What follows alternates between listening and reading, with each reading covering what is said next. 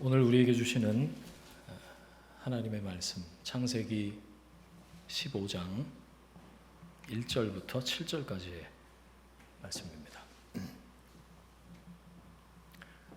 한 목소리로 함께 봉독하겠습니다. 이후에 여호와의 말씀이 환상 중에 아브라함에게 임하여 이르시되 아브라함아 두려워하지 말라. 나는 네 방패요 너의 지극히 큰 상급이니라. 아브라함이 이르되 주 여호와여 무엇을 내게 주시려 하나이까? 나는 자식이 없사오니 나의 상속자는 이 다메섹 사람 엘리에셀이니이다. 아브라함이 또 이르되 주께서 내게 씨를 주지 아니하셨으니 내 집에서 길린 자가 내 상속자가 될 것이니이다. 여호와의 말씀이 그에게 임하여 이르시되 그 사람이 네 상속자가 아니라 내 몸에서 날 자가 내 상속자가 되리라 하시고 그를 이끌고 밖으로 나아가 이르시되 하늘을 우러러 뭇별을 셀 수 있나 보라. 또 그에게 이르시되 네 자손이 이와 같으리라. 아브라함이 여호와를 믿으니 여호와께서 이를 그의 의로 여기시고 또 그에게 이르시되 나는 이 땅을 내게 주어 소유를 삼게 하려고 너를 갈대아인의 우르에서 이끌어낸 여호와니라. 아멘. 말씀하시는 하나님이라는 제목으로 말씀의 은혜 함께 나누겠습니다. 지난주 설교 제목 기억나세요 혹시? 예, 넘어갑니다. 지난주 설교 저도 잘 기억이 안 나는데 왜 이런 걸 물어보는지 모르겠어요. 예, 말씀을 따르는 삶이었습니다. 그러니까 아브라함의 우리가 이야기를 스토리를 계속 나누고 있는데 하나님이 아브라함에게 말씀하신다. 그리고 믿음이란 게 뭐냐 정의를 한번 해보자면 말씀을 따르는 거다. 그 얘기를 계속 하고 있죠. 오늘도 제목은 말씀하시는 하나님. 하나님이 어떤 분이신가에 우리가 초점을 맞추면 좋겠고, 두 번째는 제가 믿음의 정의에 대해서 여러 가지 각도로 몇 가지를 말씀을 드릴 거예요.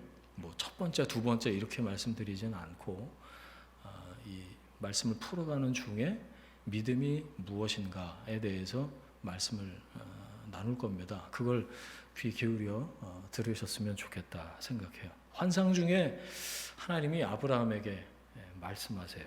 그 말씀의 내용을 보면요, 이 아브라함이 어떤 상황에 있었는지 알 수가 있는데 1절 한번 보시겠어요?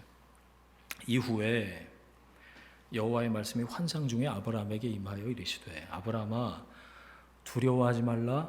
나는 내 방패요 너의 지극히 큰 상급이니라. 아브라함이 전쟁에서 어떻게 되죠? 이겼어요. 이겼는데 뭐가 들어올까요? 조카 롯을 구했죠. 그리고 전리품을 챙겨다가 멜기세덱에게 11조를 드리고 소돔왕한테 뭐 나눠주고 뭐 이랬어요. 더 이상의 해피엔딩이 없어요. 전쟁이 이렇게 끝나는 것보다 더 해피엔딩이 어디 있겠어요. 만약에 이때 요즘 하는 것처럼 아브라함 초청 무슨 간증집회 그러면 막 스펙타클한 스토리가 막 쏟아졌겠죠. 내가 318명 집에서 길린 사람을 데리고 가서 그 돌라오멜 연합군을 격파를 했는데 말이야 뭐 이래갖고 간증집회 하지 않았겠어요. 1절 보시면 이후에 이렇게 되어 있는데 공동 번역인가? 그 번역을 보면 이런 일들이 있은 후에입니다. 그러니까 앞의 내용을 지금 전제를 하고 그 다음에 얘기를 하는 거예요. 아브라함에게 뭐가 있었죠? 하나님 말씀하시잖아요. 두려워하지 말라. 이거는 괜히 그냥 하나님 말씀하신 게 아니죠. 아브라함이 두려워했다는 겁니다. 전쟁에서 진 게 아니고 승리했어요. 근데 두려움에 사로잡혀요. 왜 그랬을까를 생각을 해봤거든요. 지금은 이겨서 이렇게 전리품을 나누고 뭐 안심하고 있지만 전쟁에서 패퇴한 연합군이 내가 이렇게 가만히 자고 있는데 갑자기 기습해 오면 꼼짝없이 죽겠구나 이런 생각이 들지 않았겠어요? 언제든지 다시 공격을 해오면 나는 여기서 그냥 뭐 민족이고 뭐고 뭐 끝나겠구나 이런 걱정에 밤잠을 설치지 않았겠나. 땅이고 민족이고 뭐고 뭐 여기서 이러다 죽으면 다 끝나는 거 아닌가. 아브라함아 두려워하지 말아라. 아브라함이 지금 마음속에 갖고 있는 그 그 두려움의 감정에 대해서 하나님이 아시고 말씀하시는 거죠. 그냥 하신 말씀이 아니라는 거예요. 두려워하는 아브라함에게 하나님께서 말씀하신다. 하나님이 말을 걸어오시고 말씀하실 때 분명한 이유가 있죠. 그것을 우리가 잘 알아듣는 것이 필요한 거죠. 여러분, 예수님 믿어도, 예수님 수십 년 믿어도 우리 안에 떨쳐내지 못하는 두려움들이 있습니다. 그런가요? 저만 그런가요? 까닭을 알 수 없는 두려움이 밀려오기도 하고요. 내 안을 가득 채우고 있는 그런 불안, 그런 게 있을 때가 종종이 아니고 꽤 자주 그러지 않으세요, 여러분? 저는 문득문득 자다가 깨서 이렇게 두려울 때가, 뭐 개척교회 해서 그런 게 아니라 해가 뉘엿뉘엿 지는 걸 보면 나도 저렇게 소멸되나 보다. 너무 비관적인가요? 불안해요. 두려움이 엄습해오기도 한단 말이에요. 그러면 어떤 분들은 숨 쉬기도 힘들다 뭐 그런 얘기도 하던데, 여러분, 믿는 사람한테도 두려움이 있어요. 아이고, 예수 믿는데 무슨 두려움이 있냐? 믿음이 없어서 그렇지. 성경은 그렇게 얘기하지 않습니다. 아브라함에게 두려움이 있었어요. 하나님이 찾아오셔서 그걸 미리 아시는 하나님께서 찾아오셔서 말씀하세요. 아브라함아, 두려워하지 말아라. 여러분, 예수 믿어도 안 믿는 사람들하고 똑같이 두렵고 불안해서 잠 못 자고 죽고 싶고 이러면 믿음이 도대체 무슨 의미가 있습니까? 저는 그렇게 생각해요. 자, 그러면 그리스도인, 예수 믿는 사람이 두려움과 불안에 대해서 어떻게 반응을 해야 될까라는 거죠. 여러분, 하나님을 기억하십시오. 하나님을 부르세요. 거기서 그 두려움과 불안 중에 그 감정을 가지고 하나님께 그대로 나아가는 게 필요해요. 하나님, 저 두렵습니다. 지금 불안해 죽겠습니다. 아주. 나를 만드시고 나를 아시는 하나님께 나의 두려움에 대해서 말씀드리는 거예요. 이미 다 아시죠. 하나님이 내가 뭘 두려워하는지 모르시겠어요? 여러분, 하나님께 토로해야 되는 이유가 있어요. 왜일까요? 하나님이 이미 나를 아신다. 그리고 나에게 먼저 말을 걸어오시기 때문에 그래요. 내가 하나님을 부르기 전에 하나님이 이미 나를 향하고 계세요. 하나님의 방향이 나를 이미 향하고 계시다는 거예요. 내가 무엇을 두려워하는지 알고, 내가 어떤 것에 불안해하는지 알고, 하나님이 당신의 방향을 먼저 나에게 향하고 계신다. 그러니까 그때 하나님을 향하고 하나님께 토로하면, 하나님, 저 두려워요, 불안해요, 이런 마음을 가지고 그 감정을 그대로 가지고 하나님 앞에 나아가면 이미 나를 향해 계신 그분과 만나겠죠. 대화가 시작이 되는 거예요. 말씀은 그렇게 듣는 겁니다, 여러분. 하나님은 계속해서 나에게 말을 걸어오시는, 말씀하시는 하나님이세요. 이게 큰 은혜예요. 이게 뭐 이제 이번 주가 추석이죠. 금요일인가요? 토요일인가요? 저 이제 목요일 날 승합차를 몰고 이제 서울 갈 생각을 하니까 어떻게 갔다 와야 되나, 벌써부터 피곤이 막 몰려오는데, 뭐 친척뿐이겠습니까? 그동안 이렇게 좀 소원했던 관계들도 다시 돌아보고 뭐 이런 기간이 명절이 아닌가요?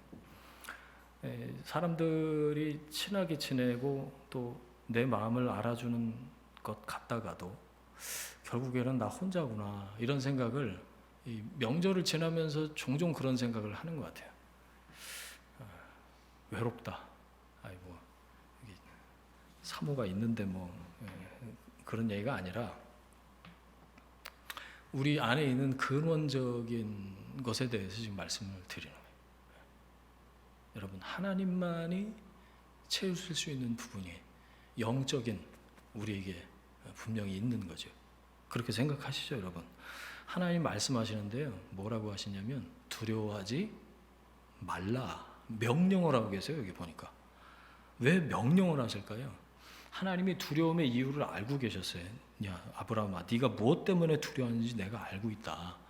누구보다 하나님은 나를 잘 알고 계시는 분이세요. 여러분 그렇게 믿으세요? 내가 나를 아는 것보다 하나님이 나를 더 잘 아세요. 하나님이 나를 만드셨잖아요. 하나님 나를 만드셨어요. 나를 지으시고 나를 사랑하시는 하나님이 두려워하지 말라라고 말씀하세요. 그러면서 하나님이 뭐라고 말씀하시죠? 아브라함한테 나는 내 방패다. 방패 동그라미. 이게 무슨 뜻일까? 저는 이 1절을 쭉 묵상을 하면서 이 부모가 아빠 엄마가 어린애 아이한테 하는 그런 광경이 떠올랐어요. 아이가 별것 아닌 걸로 겁을 먹고 있죠. 부모가 야 겁내지 마. 그게 뭐가 겁날 일이냐? 괜찮아. 아빠가 여기 있잖아. 엄마가 네 옆에 있잖아. 애가 저렇게 두려워하고 막 움츠리고 막 부모 볼 때는 사실 별일이 아닌 거죠. 아이가 볼 때는 뭐 아이 세상에서는 아주 세상이 무너지는 것처럼 두려운 일일지라도 부모의 입장에서는 말이죠. 그래서 부모가 방패 역할을 해주는 거잖아요. 그래서 말해줄 수 있는 거잖아요. 괜찮아. 내가 여기 있잖니. 자녀의 마음을 알고 먼저 말을 거는 거예요. 울고 있으면 가서 괜찮아. 무서운 거 아니야. 애비는 아빠가 이렇게 하면 다 없어져. 뭐 이렇게 말해주기도 하고. 그렇게 말을 해줘도 애가 계속해서 두려워하고 불안해하고 막 죽을 것처럼 막 떨고만 있다. 그러면 아빠 엄마에 대해서 모르는 거죠. 아빠가 어떤 능력을 갖고 있는지, 엄마가 어떤 이 담대함을 갖고 있는지 아이가 몰라서 두려워하는 거 아니겠습니까? 경험해 보지 못했기 때문에 아빠의 능력을, 엄마의 능력을 두려워하지 말아라. 무서울 필요 없어. 그렇게 말하는 아빠 엄마의 능력을 경험해 보질 못했기 때문에 모르는 거고, 몰라서 믿지 않는 거죠. 믿을래야 믿을 수가 없죠. 경험해 본 적이 없거든요. 여러분, 우리 이제 예수 믿어도 두려움이 있다라고 말씀을 드렸는데, 두려움 자체가 형벌이고 뭐 그게 큰 문제는 사실 아닙니다. 왜냐하면 그걸 통해서 하나님이 어떤 분이신지를 경험을 한다면 오히려 그게 딛고 일어설 디딤돌이 될 수 있는 거예요. 그 두려움이. 여러분 두려우십니까? 하나님을 경험할 타이밍이에요.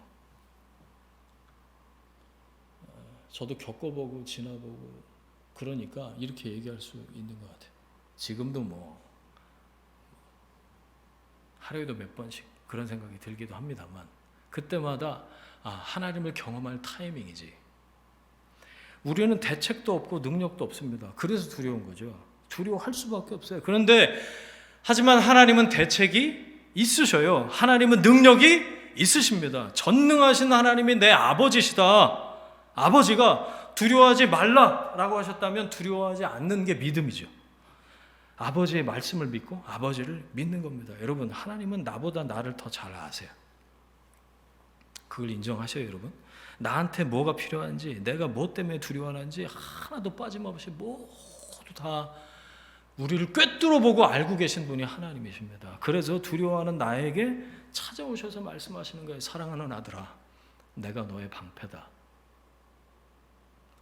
사랑하는 딸아, 내가 너의 방패다. 내가 너를 보호한다. 내 그늘에 숨어라. 내가 너를 모든 위협으로부터 건져낼 거야. 아멘이죠. 아멘. 나는 너의 방패다. 하나님이 아브라함에게 주신 말씀인데, 하나님 저한테 주시는 말씀으로 이게 언제자 묵상 말씀이죠.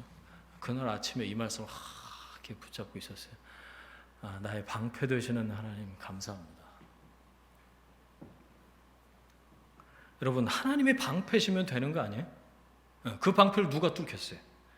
주님은 나의 요새, 시편 저자의 고백처럼 주님이 나의 피난처, 나의 방패, 나의 힘이신 줄로 믿습니다. 아멘.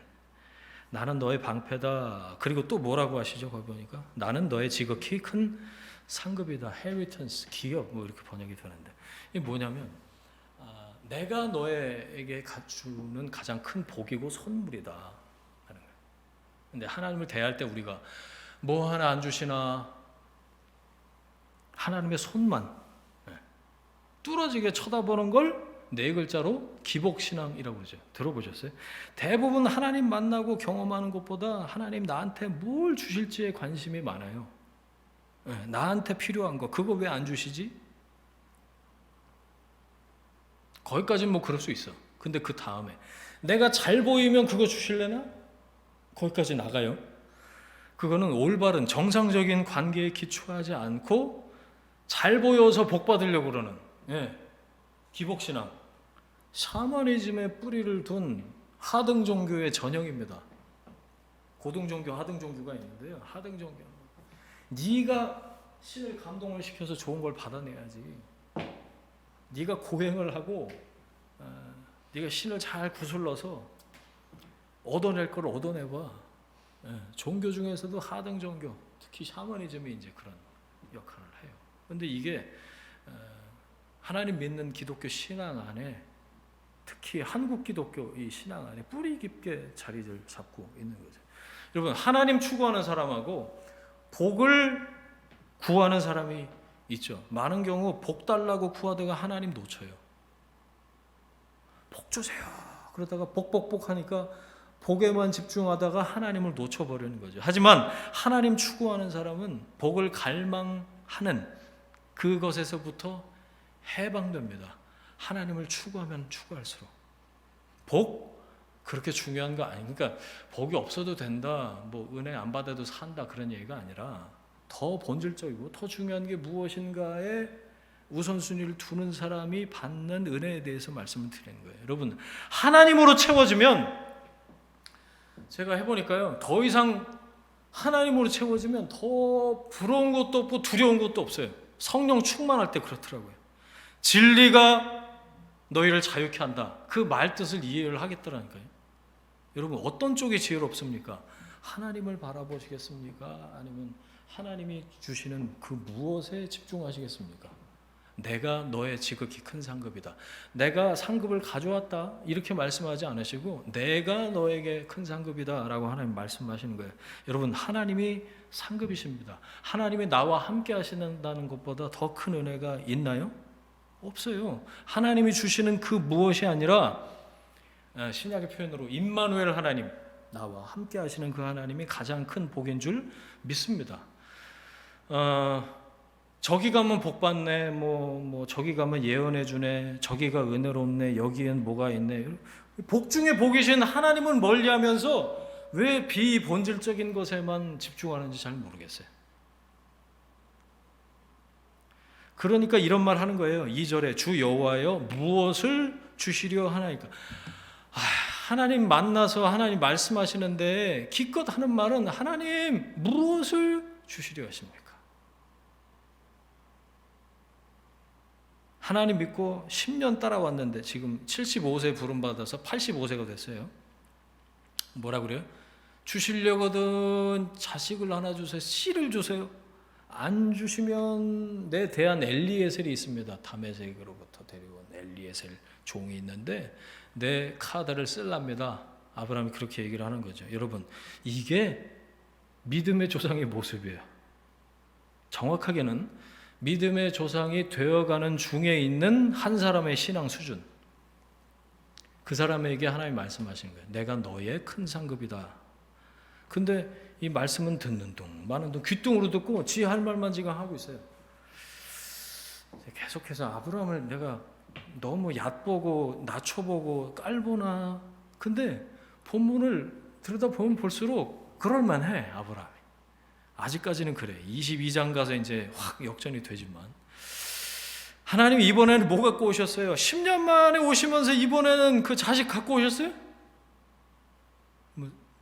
왜 안 갖고 오셨어요? 뭐 이런 턱을 들이밀고 막 이러는 그런 느낌이 제 말씀을 묵상하면서 들었어요. 10년 전에 그 약속 어떻게 된 겁니까? 그거 아직 유효하기는 해요?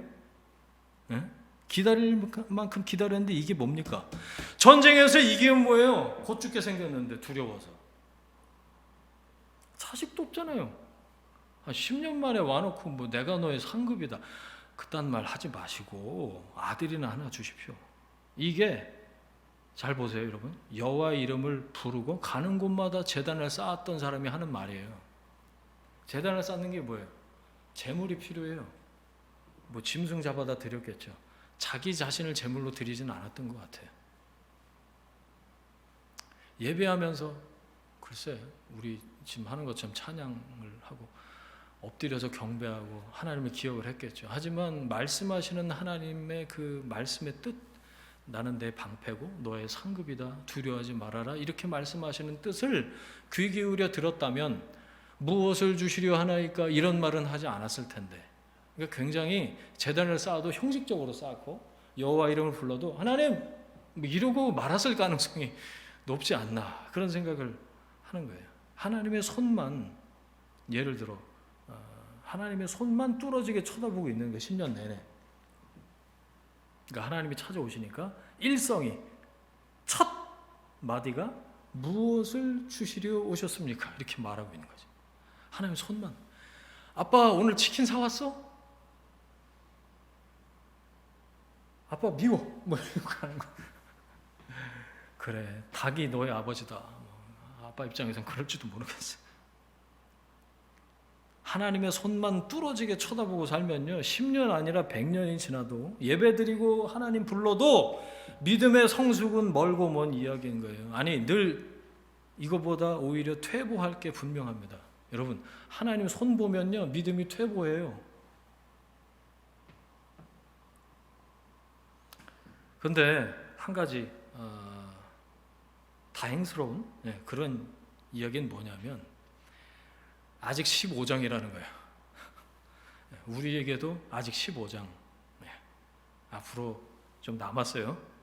믿음은요 반드시 이런 과정을 거칩니다. 그것도 반복해서. 그러니까 어떤 면에서는 괜찮아요. 왔다 갔다. 누구 시죠? 시에 흔들리면서 피는 꽃, 뭐 그런 말이 있는데, 여러분 믿음은 왔다 갔다 처음부터 이렇게 stand firm, 견고하게 서서 뭐 거목처럼 자라는 그런 믿음의 사람은 찾아보기 힘들어요. 흔들흔들 거리면서 조금씩 성장해 가는 거죠. 이럴 때 여러분, 이런 상황에서 여러분이 아브라함이라면 어떻게 하시겠습니까? 뭐가 필요할까요? 믿음이 필요한 순간이죠. 진짜로 다시 말씀드립니다. 믿음은 말씀을 붙잡는 거예요. 예배를 드리고 제단을 쌓고 여호와 이름을 부르면서 하나님이 하신 그 언약의 말씀을 계속 10년 동안 붙들고 있었다면, 하나님이 이때 찾아오셨을 때 두려워하지 말아라, 나는 너의 방패고 너의 상급이다 라고 말씀하실 때 할렐루야, 주님을 찬양합니다. 전쟁에서 이기게 하신 하나님을 높이고, 엘리에셀이 아니라 내 몸을 통해서 하나님께서 자식을 주실 것을 제가 믿습니다, 이렇게 고백을 했겠죠. 그러면 22장까지 안 갔을지도 모르겠어요. 여러분, 믿음은 말씀을 붙잡는 거예요. 믿음은 신념이 아닙니다. 신념은 자기 확신이죠. 능력이 커질수록요, 신념도 커져요. 할 수 있는 게 많아지잖아요. 그래서 신념도 강화가 됩니다. 자기 확신이 강화가 된단 말이에요. 잘 믿어지지 않을 때 여러분 어떻게 하십니까? 옛날에 신앙의 선배들은 미슈입니다 이거를 하셨어요. 미슈, 쌍쇼 소리가 더 커져요. 어떨 때요? 잘 안 믿어질 때 더 커져요. 미슈. 전 뭐가 새 나오나 처음에 어렸을 때 이제 권사님들 막 지하실에 밤새 기도하시면서 미슈 막 이런 뭔 소린가 그랬는데, 나중에 지나고 보니까 안 믿어질 때 저 소리가 커지는구나, 그거를 제가 알게 됐어요. 왜 그럴까요? 신념을 강화시키기 위해서. 자기 확신이 없으니까, 잘 안 믿어지니까, 하나님 안 믿어지지만 내가 한번 열심히 믿어보려니까 잘 되게 해줄 거죠. 그렇게 해서 혹여나 힘이 생기고 돈이 생기고 자리가 생기고 자기 원하는 게 이루어지고 그러면 신념은 어떻게 될까요? 더 강해져요. 자기 확신이. 이게 믿음이구나 라고 착각을 하게 되는 거죠. 그게 믿음이 아니죠. 계속해서 하나님의 얼굴, 하나님의 임재가 아니라 하나님 손에, 하나님이 주실 것에, 내가 받아야 할 복에 그래서 집착하게 되는 거예요. 신념은 점점 더 강화가 되고 자기 믿음은 점점 더 좋아지고 있다고 착각을 하는 거죠. 우리는 잘 나가면 하나님 안 찾잖아요. 여러분 잘 나갈 때 막 간절해지고 그러셔요? 합격했어. 그리고 막 합격했는데 안 나가던 새벽기도 나가고 잘 나가고 승진하고 어디서 1등하고 그러는데 막 감사원금 하고 그러시죠. 잘못된 예네. 넘어가겠습니다. 우린 잘 나가면 하나님 대체적으로 안 찾아요. 저희 할머니가 마지막에 예수 믿고 돌아가셨는데 그 말씀이 아직도 귀에 쟁쟁합니다. 등 따숩고 배부르면 기도 안 한다. 성경에 나오는 말이 아니에요. 저희 할머니가 등 따숩고 배부르면 기도 안 한다. 맞는 말 같아요. 등 따숩고 배부른데 뭐하러 기도하겠어요? 광야를 거치면서 매일 아침마다 하늘만 쳐다보는 거죠. 오늘은 만나가 내리나 내리나. 그거 안 내리면 광야에서 죽는 거거든요. 그게 어떤 건지 경험을 해봐야, 그리고 때를 따라 채우시고 도우시는 손길을 경험을 할 때 은혜가 뭔지 아주 조금씩 알아가는 거죠. 내가 자존자가 아니라 철저히 하나님께 의존할 수밖에 없는 사람이라는 걸 깨닫게 되는 거죠. 여러분, 믿음은요, 의존하는 만큼만 자랍니다. 내가 자존자가 아니라는 것을 깨닫는 만큼만 자라요.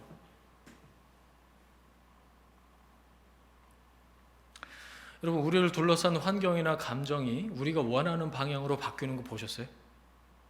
그런 경우 거의 없죠. 살면서 환경이 아니라 하나님께 전적으로 의존하는 그 퍼센테이지를 높여가는 거, 저는 그게 믿음의 여정이라고 생각해요. 믿음, 하나님의 의존도를, 하나님을 의존하는 의존도를 높여라. 이게 믿음의 여정, 믿음의 길을 가는 동안에 우리가 해야 될 일, 그거. 내가 아니고 하나님이 자존자시고 나는 의존자. 하나님을 의존하는 퍼센테이지를 점점 더 높여가는. 그래서 결국에는 완전히 맡기는 자리에까지 가는 거죠. 의존의 마지막은 완전히 다 맡기는 겁니다. 결론을 다 맡기는 거예요. 결과까지 하나님께 다 맡기는 거죠. 그래서 믿음은 항복 선언이에요.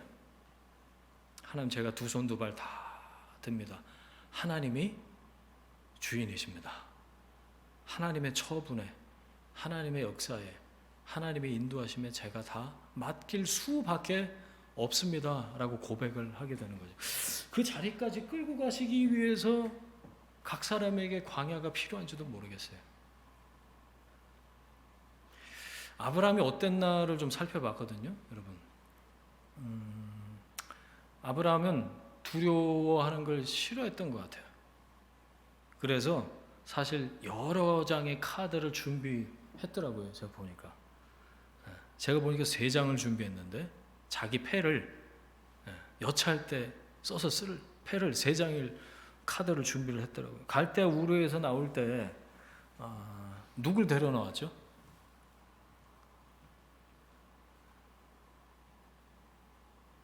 조카 롯. 왜 데려 나왔을까요? 그냥 어쩌다가 삼촌 따라갈래? 그래갖고 데려 나온 걸까요? 자, 아내는 불임입니다. 지금 본토 친척 아비집 떠나서 불안정하게 살아야 되는 삶이 펼쳐지는 거죠. 대를 이을 수 없을까? 이을 수 있을까 없을까? 그 걱정을 거기서부터 하지 않았겠나? 여차하면 조카 롯을 통해서라도 대를 이어야겠다. 그런 상황이 오지 않을까? 그런데 어떻게 하시죠? 하나님이 롯과 갈라놓으세요.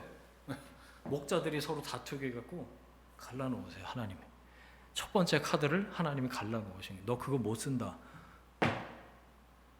10년 만에 오늘 다시 말씀하시는 하나님 앞에서 아브라함이 두 번째 카드를 딱 꺼냅니다. 그게 뭐죠? 2절. 나는 자식이 없사오니 나의 상속자는 다메섹 사람 엘리에셀이니이다. 그리고 하는 말 보세요. 3절입니다. 아브라함이 또 이르되 주께서 내게 씨를 주지 아니하셨으니 내 집에서 길린 자가 내 상속자가 될 것이니이다. 하나님이 안 주시니까 뭐 어쩔 수 없죠.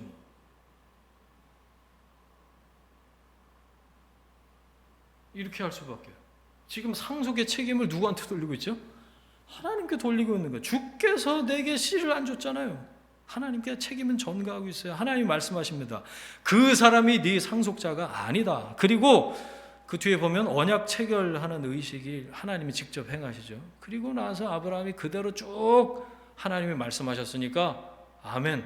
그리고 믿고 기다려야지. 흔들리지 않았을까요? 아니요. 바로 뒷장을 보면 또 흔들흔들 거립니다. 아브라함의 세 번째 카드가 16장에 나와요. 뭐죠? 하갈에게로 눈을 돌려서 이스마엘을 낳아버리고 말아요. 그것도 하나님이 예비하신 카드가 아니고 아브라함 스스로 준비했던, 두려워하기를 원치 않았던 아브라함이 준비했던 카드에 불과했죠. 여러분, 우리는 이게 남 얘기가 아니고요, 우리가 믿음이 흔들릴 때마다 이렇잖아요. 숨 쉬는 것처럼 자연스럽게 머릿속에서 대안을 떠올립니다. 우리가요, 보험 몇 개까지 들으세요? 하나님 믿으면서 제2의 제3의 보험까지 준비하고 살잖아요. 왜 그럴까요? 두려우니까. 제발 좀 불안하지 않게 살았으면 좋겠어요. 근데 하나님은 오셔서 자꾸 민족 타령하고 땅 타령하고 막 그러시. 지금 당장 하나도 없는데 어느 세월에 민족을 이룬단 말입니까? 여러분, 15장의 입장에서 보면, 저희 15장으로 들어갔다 나왔거든요. 그런 거 한번 해보셔야 돼요. 여러분, 말씀 묵상하면서 들어갔다 나오는 거, 본문으로. 그냥 읽고 끝나는 거 아니고 한번 들어가 보는 거예요. 다이빙을 해서. 저는 감정이입이 되더라니까요. 아니, 하나도 없는데 무슨 민족을 이루어? 아브라함이 많구만. 이런 생각이 들더라니까요. 여러분, 우리나 창세기 15장의 아브라함이나 믿음의 수준 똑같습니다. 아브라함한테 어이구 믿음의 조상이라면서 저러고 있나, 그럴 이유가 없어요. 전문용어로 뭐 하고 있는 거냐면, 아브라함이 지금 자기 카드, 양다리 걸치기를 하고 있습니다. 그러다가 이제 가랭이 찢어지는 거예요. 일단 하나님의 언약은 받아서 킵해놓고, 하나 제 1보험으로 들어놓고, 자기도 내 패도 모자라지 않게 챙겨놓는 거예요. 여차하면 써야 되니까. 하나님이 그걸 모르셨을까요? 여러분이 하나님이시라면 아브라함에게 어떻게 하셨겠어요? 저는 일단 뒤통수 한 대 치고 시작했을 것 같아요. 근데 하나님은 아브라함을 나무라지 않으십니다. 야야, 이게 어디 사투리인지 모르겠네. 야야, 너도 참 딱하다. 10년을 내가 기다렸는데 어째 이 모양이냐. 하나님이 그렇게 하지 않으셨다는 거예요. 하나님 나무라지 않으시고 아브라함을 야단치지 않으셨어요. 그의 믿음을 하나님이 지금 만들어가고 계셔요. 빚어가고 계시는 과정이기 때문에, 하나님이 누구보다 아브라함을 잘 알고 계시기 때문에 부르셨고, 지금까지 다 보셨고, 인도하셨고, 설득하시고, 참아주시고, 기다리시고, 말도 안 되는 얘기 그래도 참고 기다려주시고, 정말 길이 참으시는 하나님이시구나. 하나님이 이런 분이시구나, 이런 걸 또 깨달았어요. 하나님, 내가 믿음이 없어요, 이렇게 고백하는 사람을 하나님 야단치지 않으시더라고요. 어째서 그것밖에 안 되냐. 여러분, 기도하면 하나님이 그러시던가요? 야, 어째서 그것밖에 안 되냐. 그건 사단이 하는 말입니다. 하나님 그런 멘트를 하지 않으세요. 책망하지 않으신, 물론 잘못했을 때 성령을 통해서 책망하시는 게, 그건 이제 다른 문제고. 그러니까 여러분, 없는 믿음 괜히 있는 것처럼 포장하지 마세요. 그럴 이유가 없어. 믿어지는 만큼 하나님 앞에 나아가시면 됩니다. 그러면 되는 거예요. 하나님은 우리를 지금 있는 모습 그대로 용납해 주시는 분이세요. 받아주시는 아버지세요. 못나면 못난 대로, 잘나면 잘난 대로. 갑자기 무슨 노래가 생각이 나는데, 기쁘면 기쁜 대로, 슬프면 슬픈 대로 하나님은 용납해 주시는 분이세요. 할렐루야. 하나님 받아주시고 내 있는 모습 그대로를 용납해 주시는 분이시다. 여러분, 괜히 없는 믿음 가지고 큰 믿음 가진 척 해봐야 하나님과의 관계만 어색해져요. 막 갑자기 친한 척했다가 생판 남인 것처럼 대하면 그 관계가 정상적으로 익어가지 않을 거 아니에요. 가까워지려면 시간이 필요하듯이 말이죠. 다만 그 과정에 이게 필요한 것 같아요. 내가 그 관계에 성실히 임하겠다. 아직은 내가 이렇게 모자르고 이것밖에 안 되지만, 나무라지 않으시고 책망하지 않으시는 아버지 하나님 앞에 그 관계에 내가 성실히 임하겠다. 여러분, 그 관계에 진심이면 되는 거죠. 그러면 하나님이 빚어가십니다. 네, 하나님이 빚어가세요. 아무런 흙바닥에 있던 형체, 흙 덩어리를 하나 가져다가 점점 그 물레 위에 이렇게 올려놓고 돌리면서 하는 거 있잖아요. 점점 모양을 잡아가서 비로소 하나님이 의도하셨던 그 그릇, 작품으로 만들어 가시는 거죠. 토기장이신 하나님이 그 하나님 손에 맡기고 그 물레 위에 우리가 올라가 있으면 되는 거예요. 그러면 하나님이 만들어 가세요. 너희는 가만히 있어. 주가 하나님 됨 알지어다. 하나님이 만들어 가십니다. 그릇 자랑할 이유가 없는 거죠. 그릇 재질 갖고 막 비교하고 그럴 이유가 없어요. 하나님 손에 붙들리면 하나님이 가장 선한 방법대로 하나님의 아이디얼, 하나님의 뜻에 합당하게 나를 빚어가신다. 4절 5절입니다. 여호와의 말씀이 그에게 임하여 이르시되, 뒤에 보니까 그를 이끌고 밖으로 나가 이르. 자, 현장 실습하자.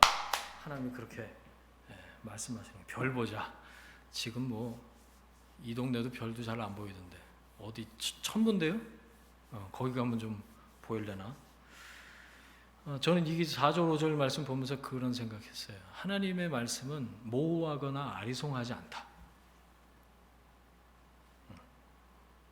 아니다, 엘리에셀 아니야 라고 분명히 말씀하시잖아요. 여러분 혹시 기도하시고 또 말씀 이렇게 보시면서 하나님의 음성이 아닌지 기인지 잘 모르겠다, 그러면 아닙니다. 하나님은 모호하게 말씀하시지 않으셔요. 하나님의 말씀은 이렇게 해석하면 이렇고 저렇게 보면 또 저렇고 귀에 걸면 귀걸이, 코에 걸면 코걸이, 그렇지 않습니다. 이걸 정확하게 우리가 알 필요가 있죠. 점집에 가면 이런다면서요. 어디서 들은 얘기예요. 어릴 적에 살던 집 마당에 감나무 있었지. 주로 이제 그 사람들은 희한하게 화장을 하고 울긋불긋한 옷을 입고 반말을 한다면서요. 어릴 적에 살던 집에 감나무 있었지. 없었는데요. 있었으면 큰일 날 뻔했어. 이게 무슨 종교심을 이용해서 사기치는 거죠. 근데 이제 이 말씀 왜 드리냐면, 내가 듣고 싶고 보고 싶은 점괘를 얻어내듯이 말씀에 그렇게 접근하는 건 말씀을 대하는 올바른 태도가 아니라는 거예요. 믿음이 그때 퇴보해요. 기껏 쌓아온 믿음이 그때 퇴보하는 겁니다. 여러분 이거 해보셨어요? 주여! 답답하면 이거 하던데. 이거 우리만 저만 그런 거예요? 주여! 이거 중세 때 벌써 이름이 붙여진 거예요. 바이블 룰렛 이런 거. 주여! 답답해. 이런 식으로 말씀 들여다보기 시작하면 큰일 납니다, 여러분. 내가 보고 싶고 듣고 싶은 점괘 얻어내듯이 말씀에 그렇게 접근하는 건 말씀을 대하는 올바른 태도가 아닙니다. 그러면 믿음은 바로 그때부터 퇴보하기 시작하는 거예요. 왜 그럴까요? 그거는 신뢰하는 관계에서 보여서는 안 될 반응이에요. 하나님이 나에게 지금 말을 걸고 말씀하고 계세요. 그런데 주여! 답답하니까 그러는 건 알겠어요. 근데 하나님이 말씀 묵상하고 성령으로 비춰주시고 막 이렇게 보여주시는데도, 제가 지난주에 말씀드렸나요? 이 메인 채널인 성경을 덮어놓고 딴 곳에만 막 집중하고 이렇게 되면 이 신뢰하는 관계가 점점 균열이 오지 않겠습니까? 넌 도대체 누굴 믿고 있냐? 하나님이 그렇게 말씀하시지 않으실까요? 하나님은 절대로 그렇게 말씀하시지 않아요. 하나님 다른 누구를 통하는 것보다 우선적으로 나에게 먼저 직접 성령을 통해서 말씀하십니다. 그렇죠? 그러니까 다른 데 기웃거리지 마세요.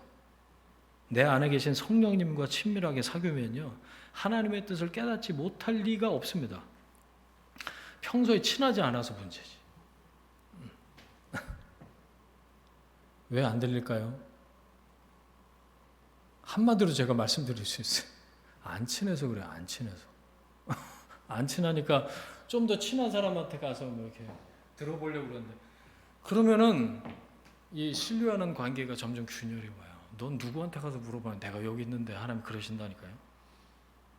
하나님 어떻게 말씀하신다고요? 지난주 5가지 말씀드린 거 기억나세요? 성령님을 통해서 성경과 기도, 환경과 교회를 통해서 말씀하신다. 제가 5가지 말씀드렸죠. 여러분, 하나님은 말씀하시는 분이십니다. 말씀으로 만드셨고 천지를, 나를 만드시고 그분이 계속해서 말을 걸어오신다는 거. 이게 얼마나 다행인지 몰라요. 이제 그 철학의 이신론, 신론 중에 그런 게 있는데, 만들어 놓은 세상에 신은 간섭하지 않는다. 알아서 돌아가라. 하나님 그런 분이 아니시죠. 계속해서 말을 걸어, 아브라함에게 계속해서 말씀하시잖아요. 하나님은 지금 나에게 계속해서 말을 걸어오시는 중이세요. 내가 귀를 열고 말씀하시는 하나님을 내가 직접 경험하는 게 무엇보다 중요한 이유죠. 여러분, 읽고 계셔요? 펴서 읽으라고 말씀드렸죠. 보고 계십니까? 듣고 계세요? 그 5가지 채널을 기억하세요, 여러분. 심지어 이제 이런 반응들이 있기도 해요. 하나님 어디 한번 말씀해 보세요. 제가 들어보고 순종할지 안 할지 제가 들어보고 결정할게요. 그러면 저 같으면 일단 뒤통수 한 대 까고 시작을 할 것 같아요.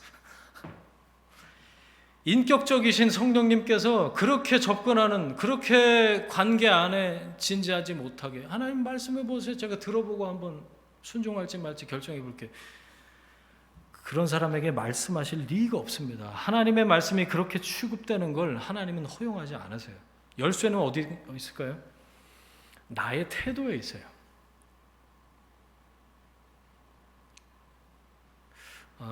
이거 잘 따라 하셔야 되는데 이렇게 한번 해보시면 어때요? 하나님 뭐라고 말씀하시든지 제가 그렇게 하겠습니다. 제가 잘 따라하라고 말씀드려요. 이거 잘못 따라하다가 골로 간 사람들 많아요. 무슨 얘기냐면, 뭐라고 말씀하시든지 그렇게 따르겠습니다. 순종하겠다고 결정하고 귀를 기울이시면 하나님 분명히 말씀하신다는 거예요. 근데 그 고백을 하기까지가 두려운 거죠. 그래서 믿음이 필요한 거죠. 그만한 결단과 믿음이 있어야겠죠. 순종을 결정하기까지요. 여러분, 지금 이렇게 설교 중에 지금 말씀을 전하고 있는데, 선포되는 말씀 중에 하나님이 여러분에게 하시는 말씀으로 들리는 말씀이 있으시죠? 네. 하나님이 바로 지금 저를 통해서 여러분에게 말씀하고 계시는 거죠. 저는 어디에서나 이 말씀의 채널을 열어왔을 때 들리는 말씀이 있지만 그 시간에 실시간으로 성령께서 함께 깨닫게 해주시는 말씀이 이렇게 올라와요. 그럼 이 두 말씀이 이렇게 만나 위에서, 그때 스파크가 딱 하면서 깨달음이 확 하면서 말씀이 쫙 열리고, 제가 신비한 체험을 말씀드린 게 아닙니다. 이게 정상적인 설교를 들을 때 하나님이 나에게 주시는 말씀이 그렇게 깨달아진다는 걸 말씀을 드리는 거죠. 설교를 통해서 하나님 말씀하세요, 나에게. 그렇죠? 여러분, 근데 한 가지 말씀드리는 게 있어요. 이 설교 저 설교 이제 찾지 마세요.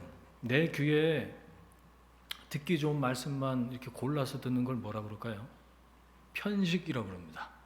건강에 좋을 리가 없어요. 콩자반은 골라내고 멸치는 안 먹고 시금치는 팔아서 싫고 책망의 말씀은 안 듣고 저 목사님 설교는 이상해, 뭐 이렇게. 여러분, 편식하면 안 자라요. 건강에 좋을 리가 없습니다. 여러분, 그게 내 믿음 성장이 더딘 이유라는 걸 아십니까? 오래 교회 오래 다녔는데도 내 믿음이 왜 이 모양 이 꼴이지? 왜 성장을 안 할까? 거기에 주요한 요인이 있어요. 하나님 말씀을 골라 들어요. 이 설교 저 설교 요즘은 검색해서 듣는 게 얼마나 또 많아요. 내가 불편하고 듣기 싫은 말씀 쏙쏙 골라내버리면 하나님이 아니라 나를 섬기고 있는 거예요. 나를 만족시켜줄 말씀을 찾고 있는 거지. 위로도 받아야 되겠지만 여러분, 책망도 들어야 됩니다. 정말 지금 나에게 필요한 살아있는 레마의 말씀, 그거 들어보셨죠? 말씀의 통로인 여러분, 저를 위해서 기도해 주십시오. 장유제일 성결교회 이 강단을 통해서 하나님께서 여러분에게 말씀하신다는 그 채널을 활짝 열어놓으시고 사모하는 마음으로, 말씀에 간절한 마음으로 시편 42편 말씀처럼 사슴이 시냇물을 찾게 갈급함 같이 죽을 것처럼 이런 뜻이거든요. 그게 그렇게 말씀에 집중하실 때 제가 부족하더라도 하나님께서 분명히 이 강단에서 선포되는 말씀을 통해서 여러분에게 말씀하실 줄 믿습니다.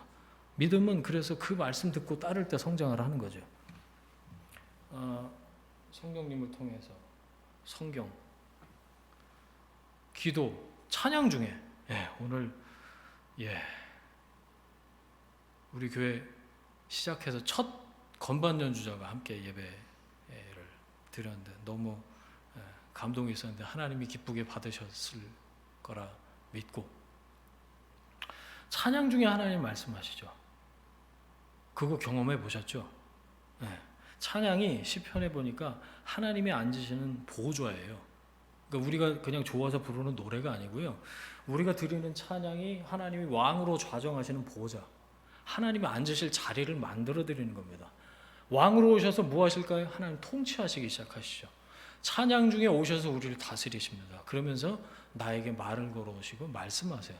찬양 중에 그래서 은혜 받는다는 건 이 곡조, 멜로디, 이런 분위기에 이렇게 끌려가는 것도 있지만 그건 사실 비본질적인 것이고, 찬양 중에 하나님 나에게 말씀하시는 것을 경험할 때, 찬양 가사를 통해서 또 성령께서 그 시간에 임하셔서 나를 감동시키시고 하나님께로 이끄시는 그런 채널로 하나님의 찬양을 사용하신다. 여러분, 그래서 들을 준비를 하고 하나님의 말씀, 하나님의 음성을 들을 준비를 하고 찬양을 하십시오.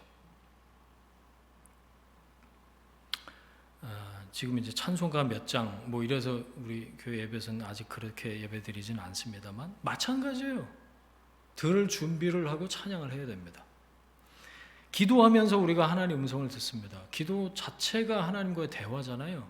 그러니까 필요한 거 아뢰는 그런 기도도 기도지만 여러분, 듣는 기도 연습하시면 좋겠어요. 듣는 기도, hearing prayer. 주여 말씀하옵소서, 주의 종이 듣겠나이다. 사무엘이 그랬던 것처럼 하나님 저에게 말씀해 주십시오. 이거 기다리는 거예요.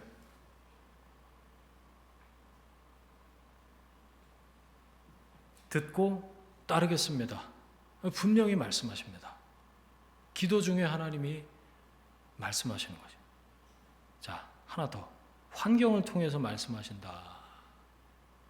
그러면 우리는 좋은 환경, 내가 원하는 그런 상황, 여러분 그것만이 아니에요. 전혀 예상치 못했던 사건, 사고를 통해서, 질병을 통해서 하나님 말씀하기도 하시고요. 아주 평범한 일상 속에서 하나님이 말씀하신다. 하나님은 말을 걸어오세요. 모든 상황에서 우리가 깨어있을 때 성령의 음성에 민감하게 반응할 수가 있는 거죠. 그리고 마지막, 교회를 통해서 하나님 말씀하신다. 몇 번 말씀드렸는데 함께 예배하는 우리 공동체인 우리들은 그래서 서로에게 은혜의 통로, 말씀의 채널이 될 수 있다는 사실을 알고 그 책임을 사랑으로 잘 감당하면 좋겠다 생각합니다. 다시 아브라함을 볼까요? 5분만 더 할게요. 아직도 상속자 타령 중입니다. 지금 몇 절이에요? 나의 상속자는 엘리에셀이니이다. 어떤 확신으로 이런 말을 하는지 모르겠어요. 벌써 자기가 하나님이 됐어. 상속자는 엘리에셀입니다. 이렇게 벌써 간판 걸었어요. 감히 하나님 앞에, 감히 하나님 앞에. 저 같으면 오늘 아브라함 뒤통수 많이 때리네. 뒤통수 한 대 때리고 시작했을 이 시청각 교육을 통해서 하나님이 자상하게 찬찬히 말씀해 주시는 장면이 굉장히 이례적이었어요. 제가 볼 때. 그 사람은 네 상속자가 아니다. 네 몸에서 날 자가 내 상속자가 될 것이다. 분명히 말씀하시죠. 그래도 반신반의하는 것 같으니까 바로 시청각 교육 실시 밖으로 따라 나와. 밤이었나 봐요. 하늘을 우러러 봐라. 별 보이지? 셀 수 있냐? 그걸 어떻게 세요? 못 세겠습니다. 네 자손이 그럴 거다. 아브라함이 알아들었을까요? 못 알아들었을까요? 성경에 안 나오니까 모르죠. 그런데 5절과 6절 사이에 변화가 있었던 것 같습니다. 행간을 읽어보면, 그렇죠? 6절에 아브라함이 여호와를 믿으니, 야, 이건 뭐지? 하나님의 말씀을 믿었다는 거예요. 다시 제정신 차린 거죠. 한 계단 올라섰다 저는 생각해요. 이 믿으니라는 말이 아만이에요. 히브리어로. 아만 어디서 들어보셨죠? 이게 요즘 우리가 쓰는 말이에요. 아멘. 그 어원이 되는 말을 아멘. 뭐죠? 내가 말씀을 믿습니다. 아멘이라고 아브라함이 한 거예요. 하나님이 그 태도를 의로 받아주셨다. 의롭다고 여겨주신 거죠. 성경에서 말하는 의로움의 정의가 여기 나와요. 윤리적으로 뭐 우월한 게 의롭다 이게 아니에요. 다 도토리 키재기죠. 뭐. 하나님의 말씀을 받아들이는 태도, 그러니까 순종의 결정이 곧 의로움입니다. righteousness, 의롭다. 하나님이 의롭다라고 보시는 건 뭔가 순종하기로, 말씀에 순종하기로 결정하는 태도, 그게 하나님 보시기에 의롭다는 거예요. 내 앞에서 완전해라. 너 죄 졌어 안 졌어? 죄 졌으면 의로운 거 아니야? 이게 아니고요. 하나님 말씀에 제가 따르겠습니다. 그 말씀을 믿습니다. 순종하겠습니다. 그 결정한 태도, 그 방향 전환을 하나님께서 의롭다라고 얘기를 하신 거죠. 하박국 선지자가 그랬잖아요. 의인은 믿음으로 말미암아 살리라. 하박국 선지자가 활동하던 그 시기, 풍전등화 같던 그 나라의 상황에서 하나님이 의인은 어떻게 살아야 되는지를 말씀하고 계시는 것을 하박국 선지자가 받아서 성경에 적은 거죠. 의인은 하나님을 바라봄으로 삽니다. 하나님을 경외함으로 살아요. 하나님을 하나님으로 인정함으로 살아요. 의인은 믿음으로 말미암아 살아요. 아브라함이 여호와를 믿으니, 여기에 밑줄 치세요 여러분. 믿음의 조상 아브라함이 처음 믿은 장면이에요. 물론 이제 12장에 말씀을 따라갔다 이런 표현은 나오는데 여호와를 믿었다, 아멘했다라고 나오는 장면은 여기가 처음이에요. 믿음의 조상이 처음 믿은 장면 여기. 고향을 떠날 때 아브라함이 하나님 믿는 사람이 아니었잖아요. 지난주 그 코인은혜 시간에 잠깐 나눴나? 기억나세요? 사도행 7장 그 스데반의 설교에 보니까 갈대아 우르에 있을 때 이미 하나님이 아브라함을 부르셨어요. 고향 땅을 떠나긴 했는데 사실 믿음으로 순종한 건 아니다 그렇게 보는 거죠. 그래서 아버지 데라 조카 롯과 함께 하란으로 이사가서 그 동네에서 한참 머물잖아요. 그리고 아버지 데라가 죽고 나서 하란에서 하나님이 다시 아브라함을 부르십니다. 그게 12장에 나오는 얘기죠. 데라 이름이 뭐라고요? 지연시키다. 약속의 땅으로 아브라함을 믿음의 조상 삼아서 인도하시기 위해서 그 과정 중에 아버지 데라가 죽고 나서 하나님이 다시 부르시는 장면을 통해서 하나님의 뜻이 좀 지연됐다. 이 아버지 이름에 그 뜻이 나타났다라고 말씀드렸어요. 결국에 하나님이 당신의 뜻을, 믿음의 조상을 아브라함을 이제 만들어가기 위해서 데라로부터 아브라함을 분리시키시는 장면이죠. 아브라함은 자기 주변에 일어난 그런 일련의 모든 사건들을 통해서 12장, 13장, 14장, 오늘 이제 15장인데 이 조금씩 다 왔다 갔다 하면서 제정신이었다가 또 엉뚱한 짓 했다가 그러면서 그의 믿음이 점진적으로 빚어지고 있는 것을 우리가 보고 있죠. 하나님은 그러니까 자격 없고 믿음 없던 아브라함을 인도해 내셔서 간섭하셔서 만들어 가시면서 믿음의 조상 삼으신다는 걸 볼 수가 있습니다. 정리하면 이래요. 하나님의 열심이 믿음의 사람을 빚어 가신다.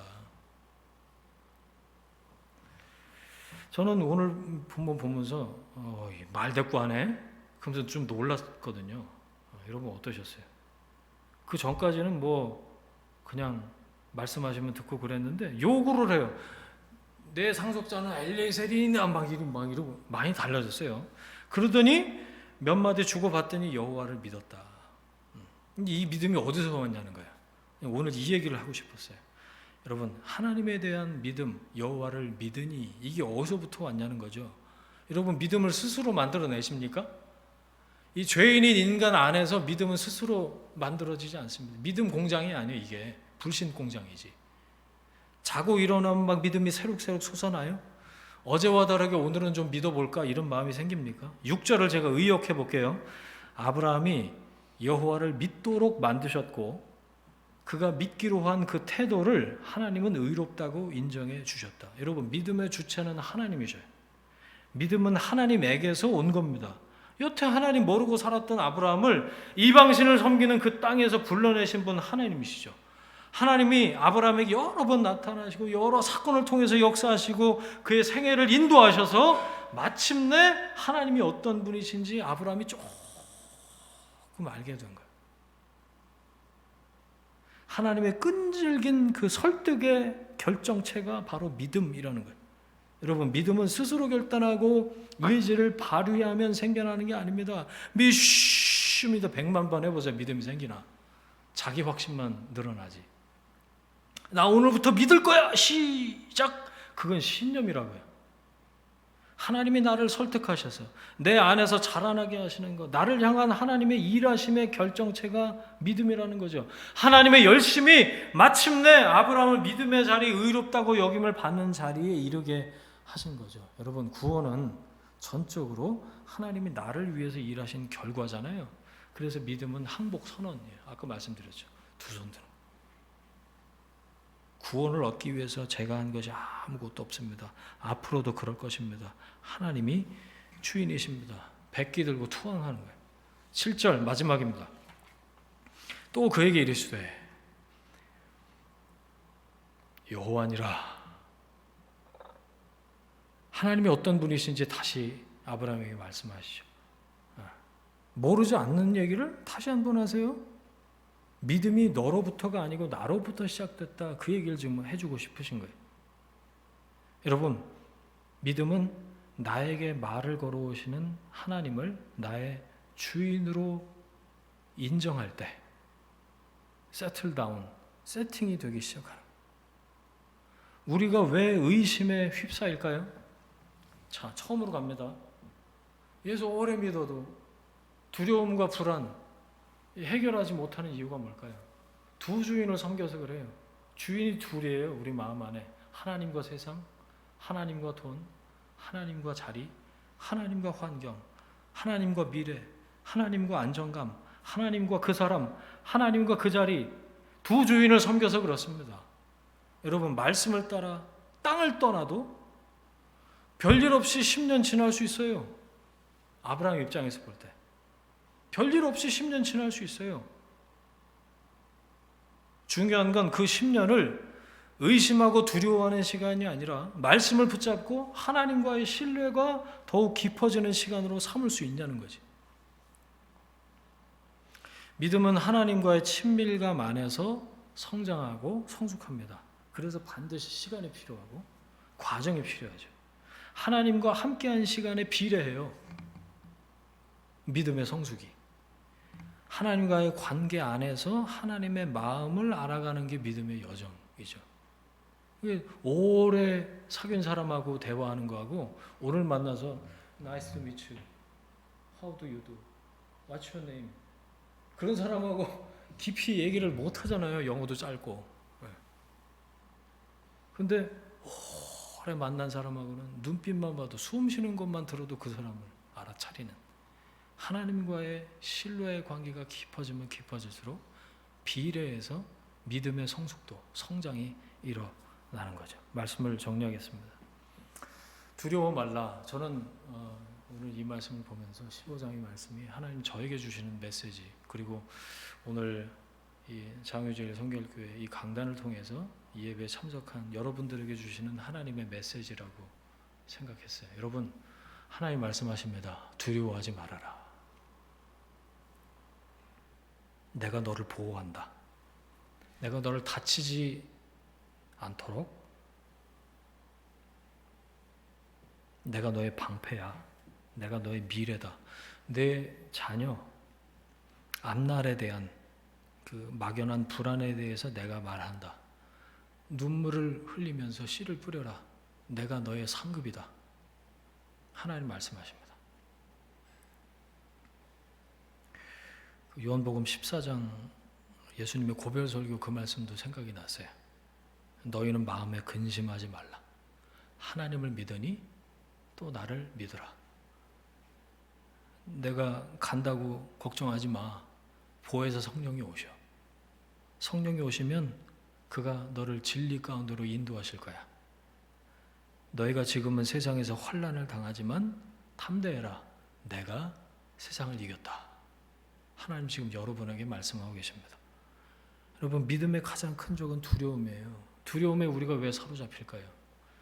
약속을 믿지 못하기 때문에 자꾸만 두려움에 사로잡혀요. 여러분, 말씀을 붙잡으셔야 돼요. 말씀에 사로잡히도록, 하나님의 말씀이 나를 사로잡으시도록 나를 내어드려야 돼요. 그래서 모든 모호함에 대해서 선포하십시오. 두려움은 떠나갈 것입니다. 내 안에 나도 모르게 차오르는 불안을 향해서 여러분 선포하세요. 예수 이름으로 모든 근심과 걱정과 불안과 두려움은 떠나갈지어다.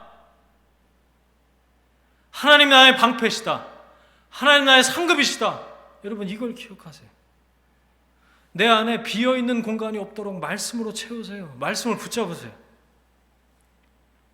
사랑 안에 두려움이 없고 모든 두려움을 온전한 사랑이 두려움을 내쫓는다고 그랬어요.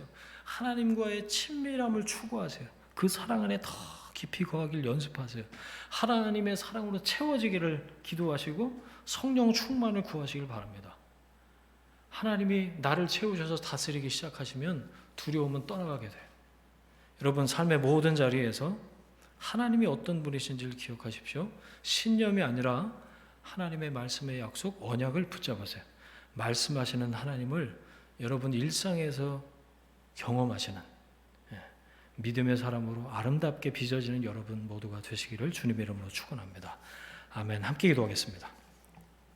이 시간에 들은 말씀, 깨닫고 붙잡은 말씀, 하나님 나에게 주신 말씀을 붙잡고 기도하겠습니다. 하나님, 그 말씀을 깨닫게 하신 이유가 있는 줄 아는데 제가 이 시간에 그 말씀 붙잡고 기도합니다. 그 말씀을 제 삶에 이루어 주시고 말씀하시는 하나님을 제 삶에서 경험할 수 있도록 하나님 저를 채워주옵소서. 성령의 충만을 위해서 특별히 좀 기도하셨으면 좋겠고요. 하나님이 어떤 분이신지 기억하고 이 말씀이 내 삶에 이루어지도록 기도하십시다. 합심해서 함께 기도하겠습니다. 함께 기도합니다. 하나님 아버지, 감사합니다. 말씀을 깨닫게 하시고 또 말씀을 주시니 감사합니다. 하나님, 너희는 마음에 근심하지 말라. 하나님을 믿으니 또 나를 믿으라. 내가 너를 위해서 처소를 예비하러 간다. 내가 떠나가는 것을 근심하지 말아라. 보혜사 성령이 오시면 너희를 진리 가운데로 인도하겠다. 하나님, 제자들에게 말씀하신 그 말씀이 이 시간 우리에게 주시는 하나님의 말씀인 줄로 믿습니다. 두려워하지 말아라. 내가 너의 방패이고 내가 너의 지극히 큰 상급이다. 하나님 말씀하실 때 아멘, 제가 그 말씀을 믿습니다 라고 고백했던 아브라함의 믿음, 하나님 우리의 믿음이 되길 원합니다. 하나님이 어떤 분이신지 우리가 기억해내고 이 말씀이 내 삶에 이루어지는 것을 경험하기를 간절히 원합니다. 말씀하시는 하나님께서 믿음의 사람을 빚어가시는 줄 믿습니다. 하나님 말씀이 어떤 것인지 우리가 더 깊이 깨달을 수 있도록 깨어서 하나님의 말씀을 들을 수 있는 귀를 허락하여 주시고 하나님 그 말씀을 통해서 점점 더 아름답게 빚어지는 우리의 삶, 일상이 될 수 있도록 주님 도와주옵소서. 거룩한 영으로 인도하시고 성령으로 충만케 하여 주옵소서. 함께 하시옵소서. 이제는 우리의 주인 되신 예수 그리스도의 은혜와 하나님 아버지의 사랑하심과 성령님의 동행하심이 삶의 모든 일상에서 말씀하시는 하나님을 경험함으로 믿음의 사람으로 빚어지길 원하는 하나님의 사람들 위해 그들의 일터와 가정과 자녀들 위해 지금부터 영원까지 함께 하시기를 간절히 축원하옵나이다. 아멘.